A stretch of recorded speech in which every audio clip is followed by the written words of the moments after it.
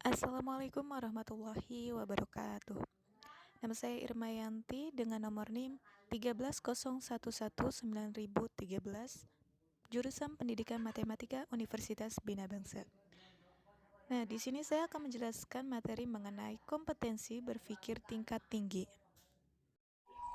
Nah, apa sih keterampilan berpikir tingkat tinggi itu?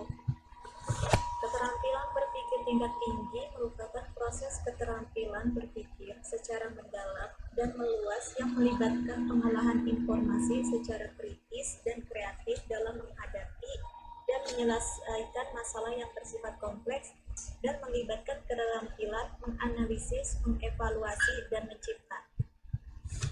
Nah, dalam kemampuan berpikir tingkat tinggi ini memiliki beberapa komponen. Yang pertama itu ada berpikir kritis, yang kedua ada berpikir kreatif, yang ketiga ada berkomunikasi, dan yang terakhir ada berkolaborasi.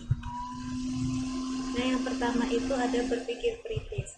Berpikir kritis atau pemecahan masalah adalah kemampuan untuk memahami sebuah masalah yang rumit, mengkoneksikan informasi satu dengan informasi lain sehingga akhirnya muncul berbagai perspektif dan menemukan solusi dari suatu permasalahan. Nah, critical thinking dimaknai juga kemampuan menalar, memahami, dan membuat pilihan yang rumit, memahami interkoneksi antara sistem, menyusun, mengungkapkan, menganalisis, dan menyelesaikan masalah.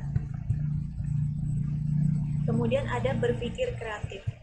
Nah, kreativitas dan inovasi adalah kemampuan untuk mengembangkan, melaksanakan, dan menyampaikan gagasan-gagasan baru kepada yang lain. Bersikap terbuka dan responsif terhadap perspektif baru dan berbeda. Kreativitas juga didefinisikan sebagai kemampuan seseorang dalam menciptakan penggabungan baru. Kreativitas akan sangat tergantung kepada pemikiran kreatif seseorang, yakni proses akal budi seseorang dalam menciptakan gagasan baru. Kreativitas yang bisa menghasilkan penemuan-penemuan baru dan biasanya bernilai secara ekonomis sering disebut sebagai inovasi. Selanjutnya ada berkomunikasi. Nah, komunikasi adalah sebuah kegiatan mentransfer sebuah informasi baik secara lisan maupun tulisan, namun tidak semua orang mampu melakukan komunikasi dengan baik.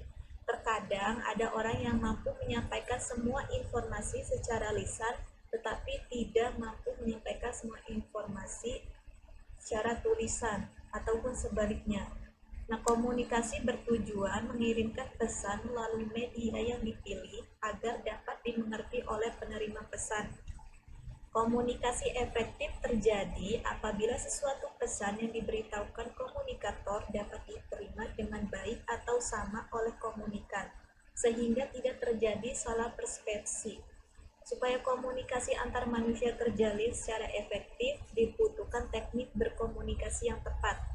Nah, teknik komunikasi adalah suatu cara yang digunakan dalam menyampaikan informasi dari komunikator ke komunikan dengan media tertentu. Di sini ada beberapa teknik dalam komunikasi. Pertama, ucapan yang jelas dan idenya tidak ada makna ganda dan utuh. Berbicara dengan tegas, tidak berbelit-belit. Kemudian memahami betul siapa yang diajak bicara, hadapkan wajah dan badan, pahami pikiran lawan bicara. Menyampaikan tidak berbelit-belit, tulus dan terbuka. Kemudian sampaikan informasi dengan bahasa penerima informasi. Selanjutnya, menyampaikan dengan kemampuan dan kadar akal penerima informasi. Lalu, sampaikan informasi dengan global dan tujuannya baru detailnya. Kemudian, berikan contoh nyata, lebih baik jadikan saudara sebagai model langsung. Selanjutnya, sampaikan informasi dengan lembut agar berkesan, membuat sadar, dan menimbulkan kecemasan yang mencerahkan. Nah, yang terakhir, kendalikan noise dan carilah umpan balik untuk meyakinkan informasi saudara diterima. Contohnya dengan bertanya atau menyuruh mengulanginya. Yang terakhir ada berkolaborasi. Nah, kolaborasi adalah kemampuan atau bekerja sama, saling bersinergi, beradaptasi dalam berbagai peran dan tanggung jawab, bekerja secara produktif dengan yang lain, menempatkan empati pada tempatnya, menghormati perspektif berbeda. Kolaborasi juga memiliki arti mampu menjalankan tanggung jawab pribadi dan fleksibilitas secara pribadi pada tempat kerja dan hubungan masyarakat, menetapkan dan mencapai standar dan tujuan yang tinggi untuk diri sendiri dan orang lain, memaklumi kerancuan. Nah, demikianlah penjelasan materi dari saya. Semoga bisa dipahami. Terima kasih. Wassalamualaikum warahmatullahi wabarakatuh.